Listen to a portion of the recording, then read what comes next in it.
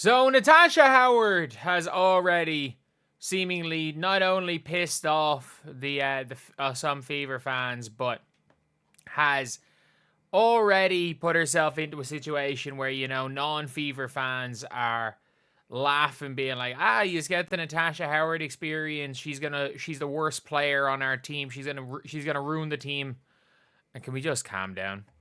Can we just calm down with all of this in both sides? Can we just calm down with all this?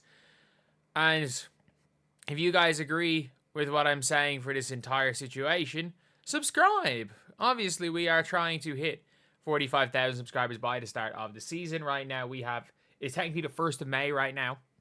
We got 2 weeks to do it. But goal is, ideally, by the Fever's first preseason game on Friday, to get 44,900. So if we can somehow get 20 more subscribers today, that would be absolutely insane. But when it comes to Natasha Howard, she is well and truly a vet. She is a vet. She is a winner. You can say what you want about Natasha Howard. She is a winner. She has played for winning franchises. And a lot of people are going to be like, oh, look at how bad she was with the Dallas Wings. No one played defense on the Dallas Wings. But you also have to take into account the Dallas Wings were they one game off making the WNBA Finals in 2023, if I'm not mistaken. So she averaged in the playoffs, in fairness, 12 points per game for Dallas when they got to, well, obviously they weren't then because it was best of 3, I think. They beat the Dream. They got to the semifinals. And still 12 points per game in the playoffs.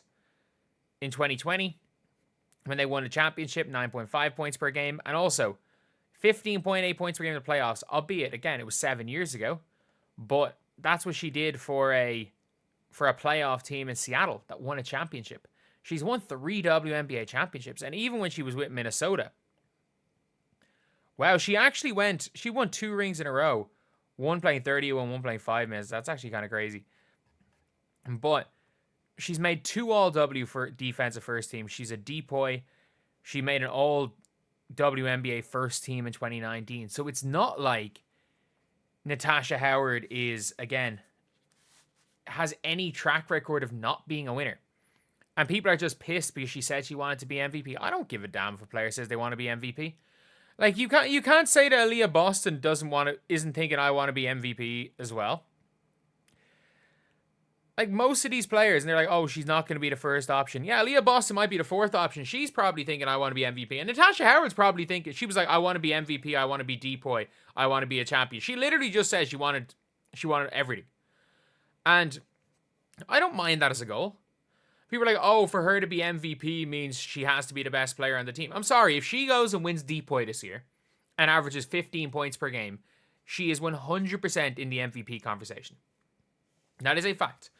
If she averages 15 points per game and is depoy, she's going to be in the MVP conversation. And is it unrealistic to think she's going to average 15 points per game? No, it's not. She is going to get 5 to 6 isolation shots a game. And if she makes 50% of them, that is 6 points from isolation. And she's going to get at least 8 points per game from running in fast break layups. That's what we have to assume that she's going to do. And again, that is just a minimum. She's going to have some 25-point games. We've seen what Caitlin Clark can do with Hannah Stuelke. Imagine a 100 times better version of Hannah Stuelke. That is realistically what you're getting with Natasha Howard. So, I don't care. I'm looking at it and it's I'm going to be honest. I know I'm not the only Natasha Howard saying she wants to be an MVP. Did that rub anyone else the wrong way?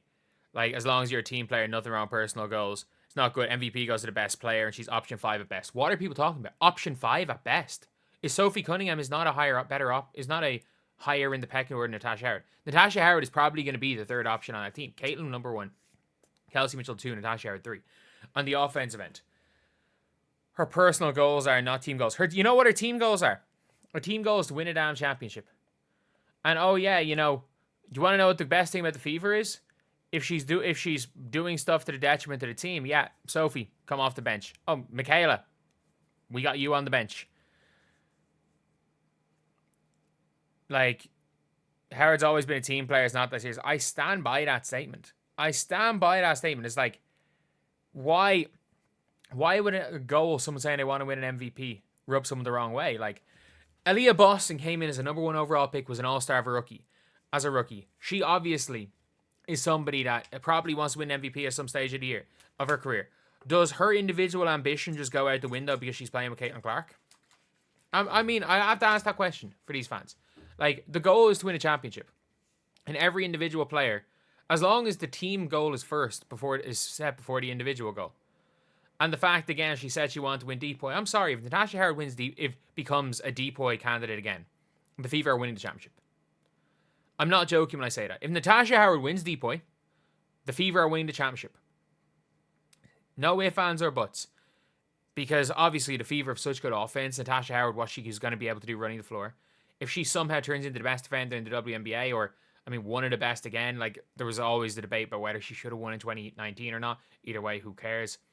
At the end of the day, it really doesn't matter. But, like, if she's Depoy, if she ends up winning Depoy and transforming the Fever's defense, averaging 16, 17 points a game, could she win MVP? Possibly. But what's the likelihood of it? Near zero.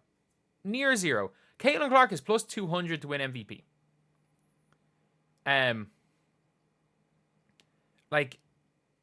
Is plus 200 to win MVP.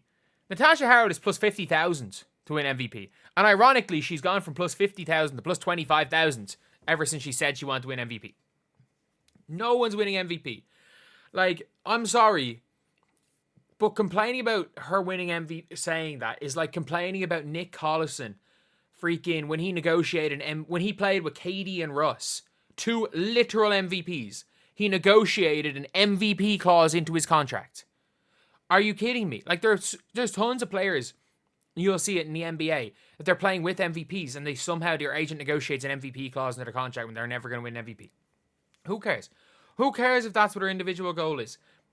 And again, Depoy and 15 points per game is not going to win her an MVP, but in her head, she's probably thinking, you know what, if I can manage to do this, I can win an MVP. And with those numbers, the only way to win an MVP is if Indiana Fever are the 1 seed. And I don't care. I do not care if a person's individual goals are unrealistic, as long as they do what's best for the team winning. And again, the most important thing about all of this is that if the team don't win, she's not going to win that MVP, and the team have backups.